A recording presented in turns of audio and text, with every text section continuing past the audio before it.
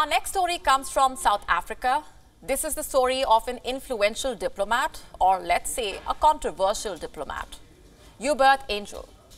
One of Zimbabwe's well-known diplomats. He has used his status to launder millions of dollars through a gold smuggling scheme. This must have spiked your curiosity. What made a country's ambassador turn into a gold smuggler? Al Jazeera's investigative unit found that Angel, who claims to be a prophet, developed a scheme which would allow unaccounted cash to be exchanged for gold in Zimbabwe. Recipients of the gold can later sell the precious metal for legitimate money. And this would turn their cash into clean money. And this case gets even more interesting. The diplomat turned gold smuggler had the approval of the president of Zimbabwe, Emmerson Mnangagwa. This is the president who appointed Angel as the presidential envoy. This actually helped Angel use his diplomatic status to carry large volumes of dirty cash into the country. But carrying out illicit trade in such high volumes would make any man nervous.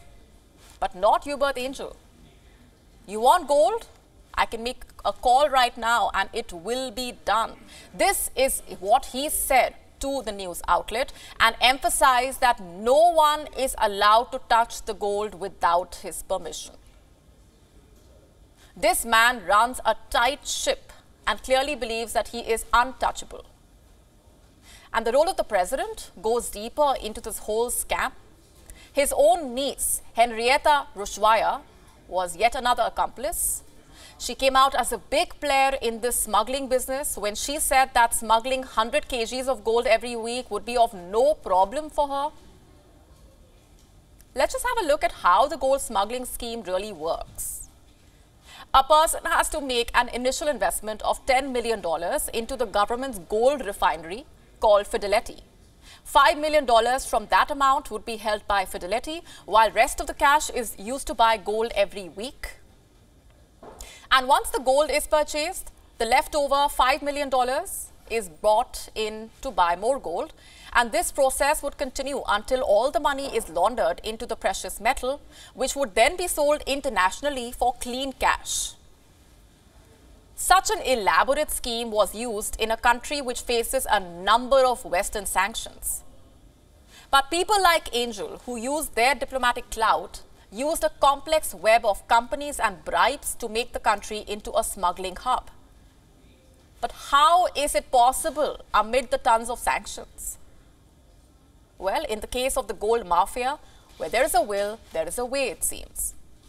Although the government is blocked with international sanctions which make gold exports close to impossible, smugglers have found a way out to use individual gold miners who do not face those restrictions. And this way, Zimbabwe became a fertile ground for money launderers who are helping the country earn in dollars. This comes when Zimbabwe is in dire need of dollars, especially at this time when their own currency has lost its value due to hyperinflation. This makes a commodity like gold the best way to earn in dollars. But the smugglers' greed for dollars has put Zimbabwe at a major loss. Although the country has got world-class deposits of gold, it has nothing to show for it. And that is because the country has lost billions of dollars in illegal gold exports.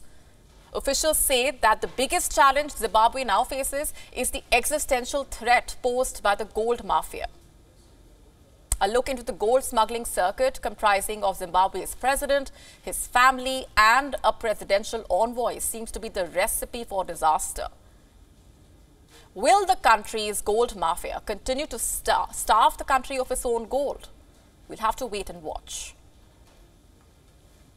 WION now available in your country. Download the app now. Get all the updates on the move.